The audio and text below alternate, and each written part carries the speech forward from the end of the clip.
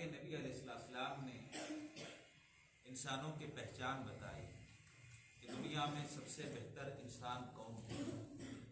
آپ صلی اللہ علیہ وسلم فرماتے ہیں خیرکم من تعلم القرآن وعلمہ، تم میں سب سے بہتر شخص وہ ہے جو قرآن سیکھتا ہے اور قرآن سکھاتا ہے۔ انسانوں کو اگر پہچاننا ہو، جانچنا ہو، معلوم کرنا ہو کہ کون بہتر ہے، کون افضل ہے اور کون اللہ تعالیٰ کی نگاہ میں سب سے اچھا ہے، تو نبی علیہ السلام نے رابطہ بیان کیا کہ یہ دیکھو کہ اس کا تعلق قرآن سے کتنا جڑا ہوا۔ جس شخص کا تعلق قرآن سے زیادہ ہوتا ہے، جڑا ہوتا ہے، تو اللہ تعالیٰ کی نگاہ میں وہ اتنا ہی پسندیدہ بہتر اور افضل ہوتا ہے۔ اور پیارے رسول صلی اللہ علیہ وسلم نے یہ بھی فرمایا کہ قیامت کے دن حافظ قرآن سے، قرآن کے تلاوت کرنے والے انسان سے کہا جائے گا کہ ارتقی ورتقی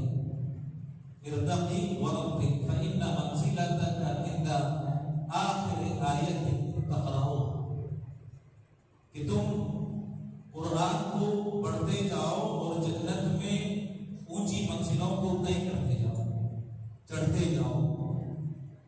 تمہاری منزل وہاں ختم ہوگی جہاں دنیا میں تمہاری تلاوت ختم ہوگی۔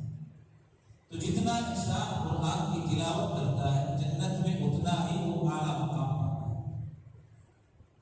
اور حافظ قرآن کو یاد کرنے والا، اس کو حفظ کرنے والا، نہ صرف اس کے لیے بلکہ اس کے ماں باپ کے لیے، اس کے متعلقین کے لیے یوم قیامت کے دن وہ سفارش کریں گے اور اللہ تعالیٰ اس کی سفارش کو قبول کریں گے۔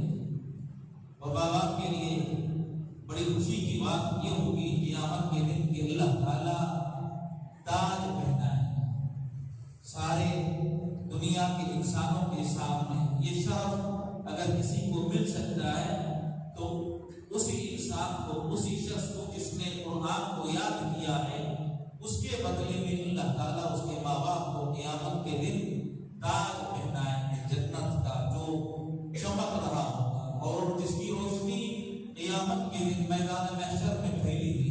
یہ بڑی فخر کی بات ہے۔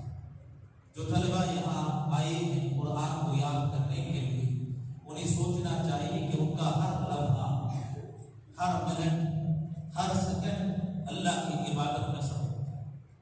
اللہ کے کلام کو پڑھتے ہوئے، اللہ کے کلام کو یاد کرتے ہوئے، اور جب وہ تلاوت کرتے ہیں اللہ کی رحمت نازل ہوتی ہے اور فرشتے اپنے پروں سے سایہ کرتے ہیں اور اللہ تعالیٰ اپنے بندوں کا ذکر فرشتوں کے سامنے کرتا ہے۔ یہ بڑی فخر کی بات ہے، بڑی شرف کی بات ہے۔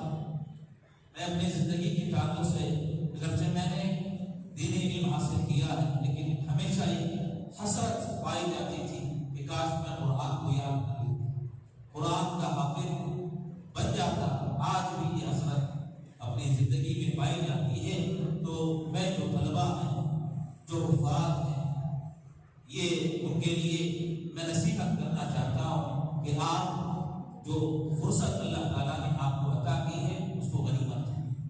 اس فرصت کے لمحات کو آپ اللہ کے کلام کو یاد کرتے ہوئے، اس کی تلاوت کرتے ہوئے، اور دنیا اور آخرت میں جو حقوق اللہ تعالیٰ نے نبی علیہ السلام نے بیان کیے ہیں ان کے پاسداری کرتے ہوئے اگر آپ زندگی گزارتے ہیں، یقیناً آپ کی دنیا میں کامیاب ہے اور آخرت میں بھی یقیناً اللہ تعالیٰ آپ کو کامیابی عطا کرے گا۔